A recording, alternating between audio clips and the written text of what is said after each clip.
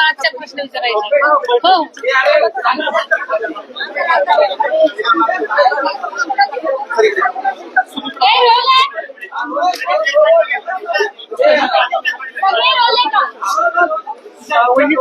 डेप्युटीची meeting घेतली online meeting झाली. मोदींनी जे आवाहन केलं होतं की इंधन बचत जे आहे ते करायचं जिल्ह्यातल्या विकास कामांचा आढावा घेतला. काय स्थिती सध्या जिल्ह्यातल्या विकास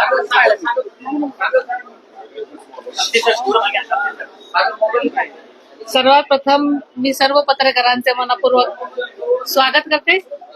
आपल्या जिल्ह्याच्या विकासासाठी आणि ती माहिती विकास कामांची माहिती जनतेपर्यंत प्रभावीपणे पोहोचवण्याचं महत्वपूर्ण कार्य आपण सगळेजण सातत्यानं करत आहात. त्याबद्दल तुमचे सगळ्यांचे मनापासून आभार. या आर्थिक वर्षाची म्हणजे 2026-27 जिल्हा नियोजन समितीची आज बैठक अतिशय चांगल्या प्रकारे पार पडली. याची पहिलीच बैठक होती. अनेक वर्ष आदरणीय दादांच्या नेतृत्वाखाली पुणे जिल्ह्याचं काम सुरू होतं. त्यांनी पुणे जिल्ह्याच्या विकासाला दिलेली दिशा, आर्थिक नियोजनातील शिस्त आणि निधीचा काटेकोरपणा आणि परिणामकारक कार्यपद्धती आणि विकास कामामध्ये ठेवलेला त्यांचं सातत्य, वेग आजही आपल्या प्रशासनासाठी प्रेरणादायी आणि मार्गदर्शक आहे. आजच्या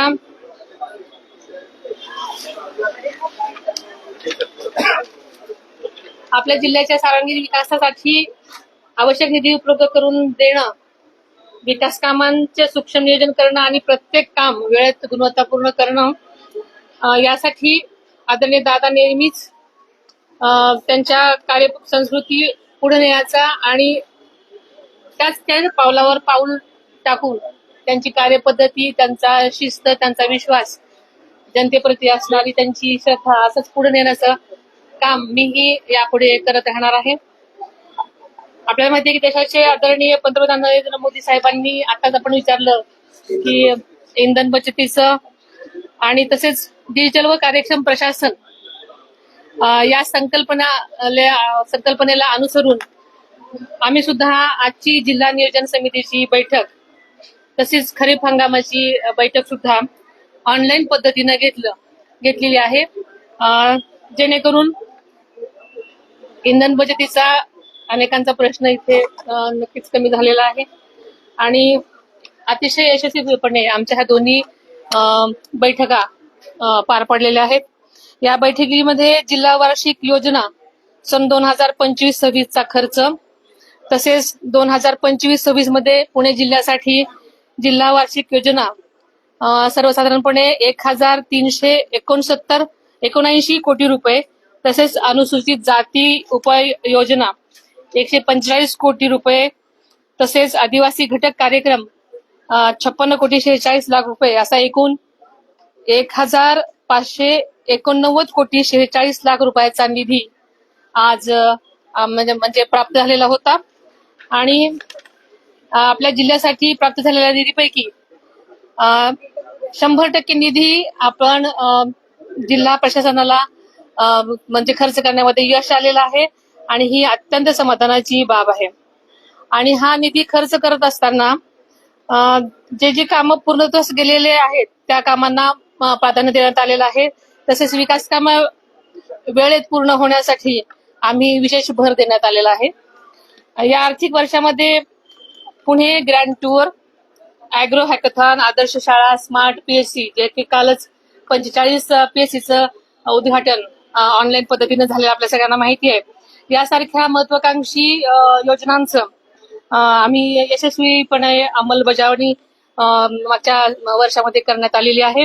आणि जिल्हा वार्षिक योजना सन 2027 तसेच सन 2025-26 मध्ये सर्वसाधारण अंतर्गत 1379 कोटी रुपयाचा निधी प्राप्त झाला होता. तसेच 2026-27 या पुढच्या आर्थिक वर्षासाठी जिल्हा वार्षिक योजना याच्या अंतर्गत 1379 472 कोटी इतका निधी अर्थसंकल्पित करण्यात आलेला आहे आणि गेल्या वर्षीच्या तुलनेमध्ये 93 कोटी या वर्षीच्या ह्याच्यामध्ये अर्थसंकल्पात वाढ करण्यात आलेली आहे. तसेच आदिवासी घटक कार्यक्रमामध्ये 6 कोटी 47 लाखाची वाढ होऊन 71 कोटी 93 इतका निधी अर्थसंकल्पित झालेला आहे. तसेच अनुसूचित जाती उपायोजनाकरता सुद्धा 145 कोटी रुपयांचा निधी अर्थसंकल्पित झालेला आहे. जिल्ह्यातील तिन्ही योजना मिळून एकत्रित आराखडा हा जवळजवळ 1689 कोटींचा झालेला आहे. जिल्ह्याच्या महत्वाकांक्षी प्रकल्पाची आदरणीय दादांनी मुहूर्तमेढ रोवलेली आपल्या सगळ्यांनाच माहिती आहे आणि मुख्यमंत्री आदरणीय देवेंद्रजी फडणवीस साहेबांच्या सहकार्याने मार्गदर्शनाखाली आपले सगळेच प्रकल्प अतिशय वेगवान आणि गतिमान पुढे नेण्यासाठी शक्य झालेलं आहे. पुणे जिल्ह्याच्या विकासासाठी निधी कशाही प्रकारे कमी पडू दिला जाणार नाही याची राज्य शासनामार्फत दक्षता घेतली जाईल. खरं सांगायचं तर आजच्या हा विकास प्रकल्प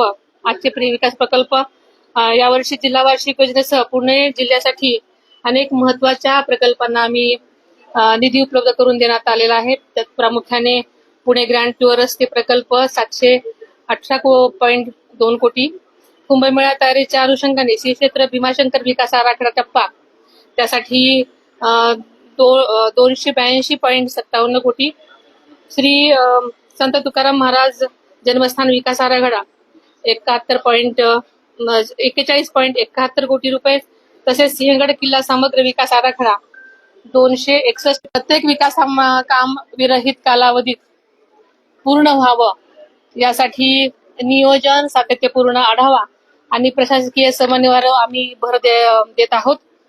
प्रशासन, लोकप्रतिनिधी आणि सर्वच संबंधित यंत्रणाच्या समन्वयातून पुणे जिल्हा विकासाच्या नव्या उंचीवर नेण्याचा आमचा प्रयत्न राहील. पुन्हा एकदा आपल्या सर्वांचंच संबंधित पूर्ण माहिती घेऊन त्याच्यानंतर मी पाण्याच्या संदर्भात काही चर्चा झाली का? की पाणी कपातीचा तरी निर्णय अद्याप झाला नसला तरी पाणी कपातीचा काही कारण की महापालिकेकडे सांगण्यात येते 31 मे पर्यंत आम्ही पाणी कपात